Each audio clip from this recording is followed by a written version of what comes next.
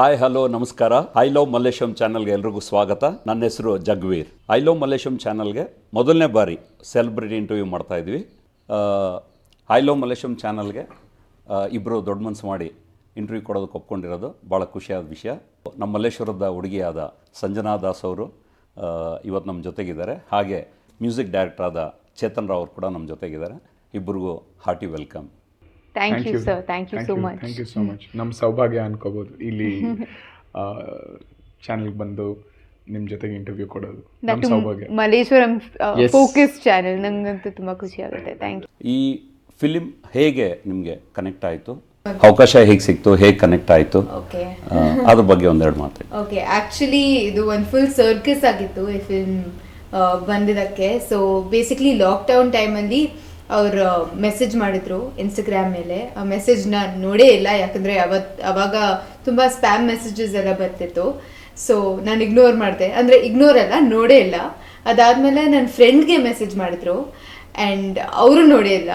And ಅದಾದಮೇಲೆ ನಮ್ಮ ಫಾದರ್ಗೆ ಒಂದು ಮೆಸೇಜ್ ಹಾಕಿದ್ರು. ಅವಾಗ ನಮ್ಮ ಅಪ್ಪ ಹೇಳಿದ್ರು, ನೋಡಿ ಇವ್ರು ಕಾಂಟ್ಯಾಕ್ಟ್ ಮಾಡಿ ಟ್ರೈ ಮಾಡ್ತಾ ಇದ್ದಾರೆ, ರೆಸ್ಪಾಂಡ್ ಮಾಡು. ಆ್ಯಂಡ್ ಒಂದ್ಸತಿ ಅವ್ರ ಆಫೀಸ್ ಹೋದೆ, ಆಡಿಷನ್ ಮಾಡಿದೆ. ಅದಾದಮೇಲೆ ವೆರಿ ಇಂಟು ಆ್ಯಕ್ಟಿಂಗ್ ಆ್ಯಂಡ್ ಏನಾದ್ರು ಥಿಯೇಟರ್ ಫೀಲ್ಡಿಂದ ಬಂದಿದ್ದ? ಅಂದರೆ ಥಿಯೇಟರ್ ಅಲ್ಲ, ಸೊ ನಾನು ಭರತನಾಟ್ಯಂ ಡಾನ್ಸರ್ ಆ್ಯಕ್ಚುಲಿ. ಸೊ ನಾನು ತುಂಬ ವರ್ಷದಿಂದ ಭರತನಾಟ್ಯಂ ಕಲಿತಾ ಇದ್ದೆ. ಸೊ ಸ್ಟೇಜ್ ಡಾನ್ಸ್ ಡ್ರಾಮಾಸ್ ಎಲ್ಲ ಮಾಡ್ತಿದ್ದೆ, ಬಟ್ ಥಿಯೇಟರ್ ಅಷ್ಟೊಂದು ಎಕ್ಸ್ಪ್ಲೋರ್ ಮಾಡಿರಲಿಲ್ಲ. ಬಟ್ ಅವಾಗಲೇ ಆ್ಯಕ್ಟಿಂಗ್ ಶುರು ಮಾಡಿದ್ದೆ. ಆ್ಯಕ್ಚುಲಿ ಒಂದು ಆರ್ಟ್ ಫಿಲ್ಮ್ ಮಾಡಿದ್ದೆ. ಇಲ್ಲ ಇದಕ್ಕೆ ಮುಂಚೆ ಒಂದು ಆರ್ಟ್ ಫಿಲ್ಮ್ ಮಾಡಿದ್ದೆ, ಮನಸ್ಮಿತಾ ಅಂತ. ಸೊ ಅದು ಶೂಟ್ ಮಾಡಿದ್ದೆ, ತುಂಬ ಆ್ಯಡ್ಸ್ ಎಲ್ಲ ಮಾಡಿದ್ದೆ. But this is my first commercial release ಅಂತ ಹೇಳ್ಬೋದು.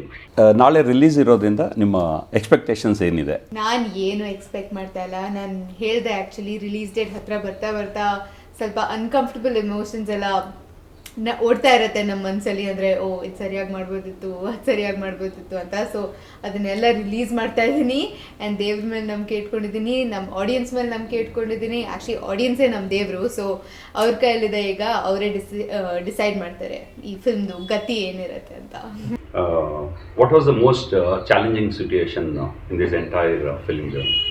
ಚಾಲೆಂಜಿಂಗ್ ಸಿಚುವೇಶನ್ ಅಂತ ಹೇಳೋದಕ್ಕೆ ತುಂಬ ಕಷ್ಟ ಆಗುತ್ತೆ, ಯಾಕಂದರೆ ಪ್ರತಿಯೊಂದು ಸೀನು ತುಂಬ ಚಾಲೆಂಜಿಂಗ್ ಆಗಿತ್ತು. ಆ ರೀತಿಯಲ್ಲಿ ಬರೆದಿದ್ದಾರೆ ನಮ್ಮ ನಿರ್ದೇಶಕರು. ಯಾಕಂದರೆ ನಾನು ರಿಯಲ್ ಲೈಫಲ್ಲಿ ಒಂಚೂರು ಡಿಪ್ಲೊಮ್ಯಾಟಿಕ್ ಆಗಿರ್ತೀನಿ ಆ್ಯಂಡ್ ಆದಷ್ಟು ಸ್ವೀಟಾಗಿ ಮಾತಾಡೋಕ್ಕೆ ನಾನು ಪ್ರಯತ್ನ ಪಡ್ತೀನಿ. ಬಟ್ ನನ್ನ ಕ್ಯಾರೆಕ್ಟರ್ ಆ ಥರ ಖಂಡಿತ ಇಲ್ಲ. ಇಟ್ಸ್ ಫುಲ್ ಆಪೋಸಿಟ್ ಕ್ಯಾರೆಕ್ಟರ್ ಅಂತ ಹೇಳ್ಬೋದು.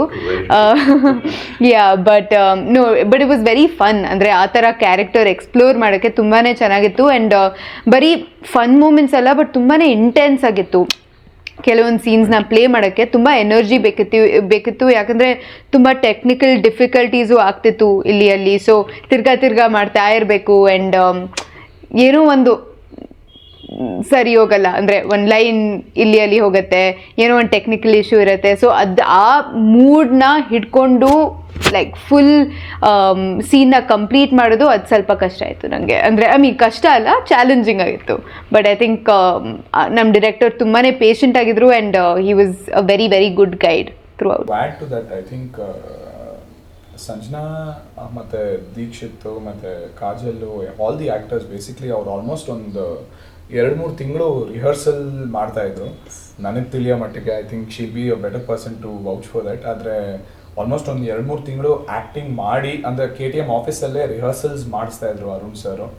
ಸೊ ಅದನ್ನು ಮಾಡಿ, ಅಂದರೆ ಬೇಸಿಕ್ಲಿ ಅವ್ರಿಗೆ ಏನು ಬೇಕು ಆ್ಯಸ್ ಯಾಕೆಂತಂದರೆ ಒಬ್ಬರು ಆ್ಯಕ್ಟರ್ ಆಗಿಬಿಟ್ಟು ಒಂದು ರೋಲ್ ನೋಡೋದು ಅವ್ರದ್ದೊಂದು ಟೇಕ್ ಇರುತ್ತೆ. ಬಟ್ ಆ್ಯಸ್ ಅ ಡೈರೆಕ್ಟರ್ ಅವ್ರ ಕಡೆಯಿಂದ ಕೆಲವು ಎಕ್ಸ್ಪೆಕ್ಟೇಷನ್ಸ್ ಇರುತ್ತೆ. ಅದು ಎರಡದ್ದು ಬ್ಯಾಲೆನ್ಸ್ ಮಾಡಿದ್ರೇ ಒಬ್ಬ ನಟ ಅಂತ ಆ ಪಾತ್ರಕ್ಕೆ ಆ ಮರ್ಯಾದೆ ಸಿಗೋದು, ಆ ತೂಕ ಸಿಗೋದು. ಸೊ ಅದು ಪ್ರತಿಯೊಬ್ಬರ ಕ್ಯಾರೆಕ್ಟ್ರಲ್ಲೂ ನೀವು ಸಿನಿಮಾ ನೋಡಿದ್ದೀರಾ, ಆ್ಯಸ್ ಯು ಕ್ಯಾನ್ ಸಿ ಪ್ರತಿಯೊಂದು ಕ್ಯಾರೆಕ್ಟರ್ಗೂ ಭಾಳನೇ ಒಂದು ತೂಕ ಇದೆ. There is a heft. ಯಾಕಂತಂದರೆ ಆ ಕ್ಯಾರೆಕ್ಟರ್ ಇಲ್ಲದೆ ಹೋಗಿದ್ದಿದ್ರೆ ಕತೆ ಎಲ್ಲೋ ಬೇರೆ ಡೈರೆಕ್ಷನ್ಲೇ ಹೋಗೋದು.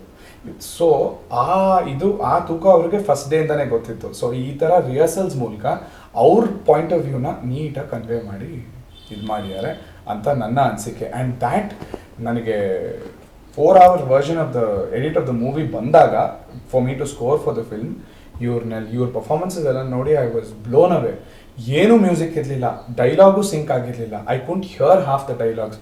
ಆದ್ರೂ I was blown away by their performances. ಯಾಕೆಂತಂದರೆ ಒಂದು ಎಮೋಷನ್ ಅನ್ನೋದು ಇಮಿಡಿಯೇಟಾಗಿ ಕ್ಯಾಪ್ಚರ್ ಆಗಿಬಿಡುತ್ತೆ. ಮ್ಯೂಸಿಕ್ಕು, ಡಬ್ಬಿಂಗು, ಇದೆಲ್ಲ ಕ್ಲಾರಿಟಿ ಎನ್ಹ್ಯಾನ್ಸ್ಮೆಂಟ್ ಅದಕ್ಕೆ ಸಮಾನ. ಆದರೆ ಕೋರ್ ಎಮೋಷನ್ ತೊಗೊಂಬಾರ್ದು ಅವ್ರ ಪರ್ಫಾರ್ಮೆನ್ಸಸ್ ಕ್ಯಾಮ್ರಾ ಮುಂದೆ ಅವ್ರು ಹೇಗೆ ಮಾಡ್ತಾರೆ ಅಂತ. True, very true. ಸೊ ಅದು ದೇ ಹ್ಯಾಡ್ ಆಲ್ರೆಡಿ ಪರ್ಫಾರ್ಮ್ಡ್. ನಾನು ಅವತ್ತೇ ಫೋನ್ ಮಾಡ್ಬಿಟ್ಟು ಹೇಳ್ಬಿಟ್ಟೆ, ಸರ್ ನಿಮ್ಮ ಲೀಡ್ ಆ್ಯಕ್ಟರ್ಸ್ ಅಂತೂ ಒಬ್ಬರಿಗಿಂತ ಒಬ್ಬರು ಸಕ್ಕದಾಗಿ ಮಾಡಿದ್ದಾರೆ. ಆ್ಯಂಡ್ ನಿಜವಾಗ್ಲೂ ನೀವು ಹೇಳೋ ಸ್ಟೇಟ್ಮೆಂಟ್ ಥರನೇ Sanjana does not look like Newcomer, newbie ಅಂತ. does True, not true. look like a newbie. Very true, very true. And one more thing which I tell her is the kind of character that's written for her is very unique, sir. Very very unique. ಯಾಕೆಂತಂದ್ರೆ I don't know ಬಿಟ್ಕೊಡ್ಬೋದಾ ಗೊತ್ತಿಲ್ಲ, but my director was very very impressed with ನೀವು 1970s ಅಲ್ಲಿ Puttanna ಕಣಿಗಾಲದೊಂದು cinema ಬಂದಿತ್ತು, ವಿಷ್ಣುವರ್ಧನ್ ಸರ್ದು first cinema ನಾಗರ್ಹಾವ್ ಅಂತ. ಅದರಲ್ಲಿ Margaret ಅಂತ ಒಬ್ಬರು Christian character, female lead character ಇದ್ದಾರೆ. He was very inspired by Margaret as a character. And ಇಲ್ಲಿವರೆಗೂ ಮಾರ್ಗರೆಟ್ ಆದಮೇಲೆ ಆ ಥರ ಒಂದು Christian based female lead character ಅಷ್ಟು ಸ್ಟ್ರಾಂಗ್ ಆಗಿ ಯಾರೂ ಒತ್ತಾಯ ಮಾಡಿ ಬರ್ದಿಲ್ಲ. ಬರ್ದಿದ್ರೇನೋ ಆ ಲೆವೆಲ್ ಎಕ್ಸ್ಪೋಜರ್ ಸಿಕ್ಕಿಲ್ಲ. He was very inspired by that. ಆ ಥರ ಒಂದು ಕ್ಯಾರೆಕ್ಟರ್ ಬರಿಬೇಕು ಅಂತ. So nice. Finally I think Sanjana was Yeah. Found. And ಎಲ್ಲರೂ ನೋಡಿ you will know that the director has taken an absolute, he's taken the best decision That's to so cast sweet. her. Thank you so much. justified the role. Yes, Thank absolutely. you. Thank you so much. ಮಲ್ಲೇಶ್ವರದ ಹುಡುಗಿ ಮರ್ಸಿಯಾ. Yes. ಹೌದು. ನಿಮ್ಮ ಒಂದು experience with the film team. Actually it's all a new comers team ಅಲ್ವಾ. So ಹೊಸಬ್ರು ಮಾಡ್ತಾ ಇದ್ದಾರೆ, work ಮಾಡ್ತಾ ಇದ್ದಾರೆ ಫಿಲ್ಮ್ ಮೇಲೆ. ಬಟ್ ಹಾಗೆ ಅನ್ಸಲ್ಲ ನಿಜವಾಗ್ಲೂ. Whether it's Chetan, whether it's Arun sir, whether it's Raksha sir, ಎಲ್ಲರೂ ಅವ್ರ ಕೆಲಸ ತುಂಬ ಚೆನ್ನಾಗಿ ಮಾಡ್ತಾಯಿದ್ರು. ಆ್ಯಂಡ್ ಅರುಣ್ ಸರ್ ಅಂತೂ ಅವ್ರು ತುಂಬಾ ಆರ್ಗನೈಸ್ಡ್ ಆಗಿದ್ರು. ಅವ್ರಿಗೆ ಗೊತ್ತಿತ್ತು ನಾಳೆ ಏನು ಮಾಡ್ತಾ ಇದ್ದೀನಿ, ಈ ಸೀನ್ ಮಾಡ್ತಾ ಇದ್ದೀನಿ, ಈ ಸೀನ್ ಮಾಡ್ತಾ ಇದ್ದೀನಿ. ಸೊ ತುಂಬಾ ಆರ್ಗನೈಸ್ಡ್ ಆಗಿ ಇಟ್ಕೊಂಡಿದ್ರು ಎಲ್ಲ. ಆ್ಯಂಡ್ ಒನ್ ಡೇ ಹಿಂದೆ ಎಲ್ಲ ಹೇಳ್ತಾ ಇದ್ರು, ಓಕೆ ಇವತ್ತು ನಾಳೆ ನಾವು ಈ ಸೀನ್ಸ್ ಮಾಡ್ತಾ ಇದ್ವಿ, ಸೊ ಪ್ರಿಪೇರ್ ಆಗಿ ಬರಬೇಕು ಅಂತ. So like he was very very good that way. And Dikshit ಕೂಡ ನನಗಂತೂ ತುಂಬಾ ನಾನು ತುಂಬ ಸಂಕೋಚ ಪಡ್ತಿದ್ದೆ ಇನಿಷಿಯಲಿ. ಯಾಕಂದರೆ ಅವ್ರ ಜೊತೆ ಆ್ಯಕ್ಟ್ ಮಾಡಬೇಕು, ಅವ್ರ ಜೊತೆ ಮ್ಯಾಚ್ ಅಪ್ ಆಗ್ತೇನೆ. ಅವ್ರು ಎಲ್ಲ ಎಷ್ಟೊಂದು ಮಾಡಿದ್ದಾರೆ ಅಂದರು, ಪ್ಲೇಸು, ಸೀರಿಯಲ್ಸು, ಫಿಲ್ಮ್ಸು, ದಿಯಾ ಮಾಡಿದ್ರು ಅವಾಗಲೇ. ಸೊ ನನಗಂತೂ I was very scare. Already a celebrity. Yeah exactly.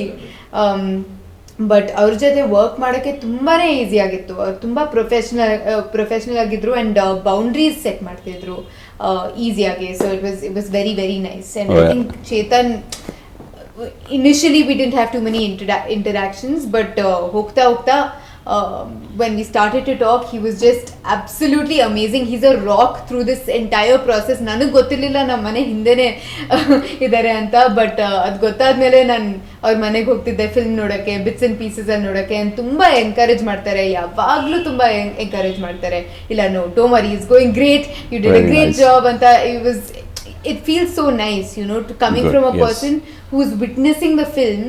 It feels so nice, and he's enhanced the entire film with his music. And every single scene you can see, I've seen it. ನಾನು dubbing ಮಾಡುವಾಗ without music ನೋಡಿದ್ದೆ, ಬೇರೆ ಏನೋ ಯೋಚನೆ ಇತ್ತು. But after music ನೋಡುವಾಗ ಎಷ್ಟು enhance ಆಯಿತು ಅಂದರೆ, ಪ್ರತಿಯೊಂದು ಫ್ರೇಮು ಎಷ್ಟು ಬ್ಯೂಟಿಫುಲ್ ಆಗಿ ಕಾಣ್ತಾ ಇದೆ. ಆ್ಯಂಡ್ ಆ ಎಮೋಷನ್ ಠಕ್ ಅಂತ ಹೊಡೆಯುತ್ತೆ ನಮಗೆ ನೋಡುವಾಗ. So I think that's all because of him, and he's understood Arun sir's vision so well. It's amazing. Your best song in the movie?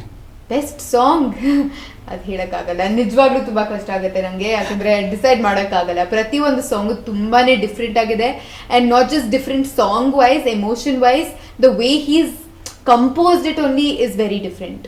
ಈ ಥರ ಸಾಂಗ್ಸ್ ಕನ್ನಡದಲ್ಲಿ ನಾನು ಯಾವತ್ತೂ ಕೇಳಿಲ್ಲ ನಿಜವಾಗ್ಲೂ. ಸೋಜಿಗ ಇರಲಿ, ಎಲ್ಲ ನೀನೇ ಇರಲಿ, ಎಲ್ಲ ನೀನೇನೇ ಇರಲಿ, ಅಥವಾ ಆ ಟೀಸರ್ ಸಾಂಗ್ ಇರಲಿ, ವಾವ್, ಲೈಕ್ ತುಂಬಾ ಅದ್ಭುತವಾಗಿದೆ ನಿಜವಾಗ್ಲೂ. ಎಸ್ಪೆಷಲಿ ಆ ಟೀಸರ್ ಸಾಂಗ್ ಹೊಡೆಯುತ್ತೆ ನೋಡುವಾಗ. It's just like it just hits you out of nowhere. But yeah, every song, there are elements, you can see his influence by these Western singers. All of his years of study that he's done you can see it reflected in his music, in everything. So, and I love rock music personally, so ನಾನು ಕೇಳಿದಾಗ first time ನಾನು ಬರೀ demo version ಕೇಳಿದೆ. That's when I said okay ನಾನು ಈ film ಮಾಡ್ತಾ ಇದ್ದೀನಿ ಅಂತ. ಯಾಕಂದರೆ ನಂಗೆ ಗೊತ್ತಿತ್ತು if a director has a good music taste he probably has a good film taste ಅಂತ. ಸೊ ಅವಾಗಲೇ ನಾನು ಒಪ್ಕೊಂಡಿದ್ದೆ. ಮಲ್ಲೇಶ್ವರಂ ಬಗ್ಗೆ ನಾವು ಕಮಿಂಗ್ ಟು ಫಿಲ್ಮ್ ಆಯ್ತು, ಈಗ ಮಲ್ಲೇಶ್ವರಂ ಬಗ್ಗೆ ಬರ್ತಾ ಇದ್ದೀನಿ. I mean what ever like in Malleshwaram. ನಮ್ಮ ಸಾಯಿಬಾಬಾ ಮಂದಿರ್ ಇದೆ ಅಲ್ಲಿ. So that's like a Holi place for my mom and I. ಯಾಕಂದರೆ ನಾವು ರಿಲೀಸ್ ಮುಂಚೆ ನಾವು ಹೋಗ್ತಿದ್ವಿ, ಪ್ರತಿದಿನ ಹೋಗ್ತಿದ್ವಿ ಪ್ರೇ ಮಾಡೋಕ್ಕೆ. And I think Baba is looking after us very well. And also not just that, ನಾನು ಹೇಳ್ದಂಗೆ ಟ್ಯೂಷನ್ಗೆ ಇಲ್ಲೇ ಹೋಗ್ತಿದ್ದೆ. ಆ್ಯಂಡ್ ಅವಾಗ ನಾವು ಸಾಯಿರಾಮ್ ಚಾಟ್ಗೆ ಮತ್ತು ಇಲ್ಲೇ ಹತ್ರದಲ್ಲಿ 100 ದೋಸಾ ಪಾಯಿಂಟ್ ಇದೆ ಆ್ಯಂಡ್ ಚಾಟ್ ಪಾಯಿಂಟ್ ಇದೆ. And so and of course Amrit ice creams, that's like one of my favorite ice cream shops. We used to go there every day after tuition. So I mean there are too many memories. ಶುರು ಮಾಡಿದ್ರೆ ಕತೆ ಇದು okay. I love Malleshwaram ಅನ್ನೋ initiative ನನಗೆ ಭಾಳನೇ ಇಷ್ಟ ಆಯಿತು. ಯಾಕೆಂತಂದರೆ Malleshwaram as a place ತುಂಬ ಟ್ಯಾಲೆಂಟ್ಗಳಿದ್ದಾವೆ, ತುಂಬಾ ಟ್ಯಾಲೆಂಟ್ಸ್ ಹುಟ್ಕೋತಾ ಇದ್ದಾರೆ ಡೈಲಿ. ಯಾಕೆಂತಂದರೆ ಇಲ್ಲಿರೋ ಸ್ಕೂಲ್ ಮಕ್ಕಳೆಲ್ಲ ತುಂಬ ಜನ ನಾನು ಪಾಸ್ ಆಗ್ತಾ ಇರಬೇಕಾದ್ರೆಲ್ಲ ನೋಡ್ತೀನಿ, ಒಬ್ಬೊಬ್ಬರು ಇನ್ ದೇರ್ ಓನ್ ಸೆನ್ಸ್ ಅವರೊಬ್ಬರು ನಟಗಾರು ಅಂತ ಹೇಳ್ಬೋದು. ಬಟ್ ಏನಂತಂದರೆ ಆರ್ಟಿಸ್ಟ್ಸ್ ಇದೆಲ್ಲ ಶೋಕೇಸ್ ಮಾಡಿ ಅವ್ರ ಮೇಲೆ ಪ್ರಾಮಿನೆನ್ಸ್ ಕೊಟ್ಟು ಒಂದು ನೀಟಾಗಿ ಅವ್ರಿಗೆ ಫೇಮ್ ಕೊಡೋದು, in the right way publicity ಕೊಡೋದು ಭಾಳ ಕಡಿಮೆ ಜನ ಅದನ್ನು ಅಂಥ ಇನಿಷಿಯೇಟಿವ್ ತೊಗೊಳ್ಳೋದು. ಅಂಥದ್ರಲ್ಲಿ ಜಗವೀರ್ ಸರ್ ಈ ನಿರ್ಧಾರ ತಗೊಂಡು ಈ ಥರ ಒಂದು ಚಾನೆಲ್ ಓಪನ್ ಮಾಡಿ ಬರೀ ನಮ್ಮಂಥ ಟ್ಯಾಲೆಂಟ್ಸ್ಗೆ ಇಷ್ಟು ಎಕ್ಸ್ಪೋಜರ್ ಕೊಡೋಕ್ಕೆ ಒಂದು ನಿರ್ಧಾರ ತೊಗೊಂಡಿದ್ದಾರೆ. So thank you so much. So ಜೊತೆಗೆ what is your message to the audience? ನಿಮ್ಮ ಪ್ರೇಕ್ಷಕರಿಗೆ ಏನು ಹೇಳಬೇಕು ಅಂತಿದ್ದೀರಾ, ಏನು ಶೇರ್ ಮಾಡಬೇಕು ಅಂತಿದ್ದೀರಾ? You can just open up. ನಿಜವಾಗ್ಲೂ ಲವ್ ಅಂದರೆ ನಾರ್ಮಲಿ ರೊಮ್ಯಾಂಟಿಕ್ ಲವ್ ಬಗ್ಗೆ ನಾವು ಯೋಚನೆ ಮಾಡ್ತೀವಿ. ಬಟ್ ಈ ಫಿಲ್ಮಲ್ಲಿ ಬರೀ ರೊಮ್ಯಾಂಟಿಕ್ ಲವ್ ಅಲ್ಲ, ಬೇರೆ ಬೇರೆ ರೂಪದಲ್ಲಿ ಕಾಣುತ್ತೆ ಲವ್. ಸೊ ಫ್ರೆಂಡ್ಶಿಪ್ ರೂಪದಲ್ಲಿ, ಇಲ್ಲಾಂದರೆ between parents and children. And there's so many facets to love, there's so many different sides to love. And I think in general ತುಂಬ ಸಿಂಪಲ್ ಆಗಿದೆ ಈ ಕಥೆ, ಬಟ್ ತುಂಬ ಹೊಡೆಯುತ್ತೆ ನಿಮಗೆ. ಆ್ಯಂಡ್ ತುಂಬ ಶ್ರದ್ಧೆ ಇಟ್ಕೊಂಡು ಪ್ರೀತಿ ಜೊತೆ ನಿಮಗೋಸ್ಕರ ಈ ಸಿನಿಮಾ ಮಾಡಿದ್ದೀವಿ. ಸೊ ದಯವಿಟ್ಟು ಚಿತ್ರಮಂದಿರಕ್ಕೆ ಬಂದು ನೋಡಿ. Thank you. First of all thank you so much sir, ಈ ಅವಕಾಶ ಕೊಟ್ಟಿದ್ದಕ್ಕೆ. ತುಂಬಾ ಚೆನ್ನಾಗಿತ್ತು ಆ್ಯಂಡ್ ತುಂಬ ಒಳ್ಳೆ ಇನಿಷಿಯೇಟಿವ್ ಇದು. ನನಗಂತೂ ತುಂಬಾ ಖುಷಿ ಆಗುತ್ತೆ ಆ್ಯಂಡ್ ನನ್ನ ಏರಿಯಾ ಅಂತ ಹೇಳೋಕ್ಕೆ ನನಗೆ ತುಂಬ ಹೆಮ್ಮೆ ಅನಿಸುತ್ತೆ. So thank you so much. And ದಯವಿಟ್ಟು ಸಬ್ಸ್ಕ್ರೈಬ್ ಮಾಡಿ, ಲೈಕ್ ಮಾಡಿ, ಶೇರ್ ಮಾಡಿ. And I love Malleshwaram, I love KTM. Thank you. So ಇಷ್ಟೊತ್ತು ನಾವು KTM ಚಿತ್ರದ ನಾಯಕಿ ಸಂಜನಾ ದಾಸ್ ಹಾಗೂ ಮ್ಯೂಸಿಕ್ ಡೈರೆಕ್ಟರ್ ಆದ ಚೇತನ್ ರಾವ್ ಜೊತೆ ಮಾತಾಡ್ತಾ ಇದ್ವಿ.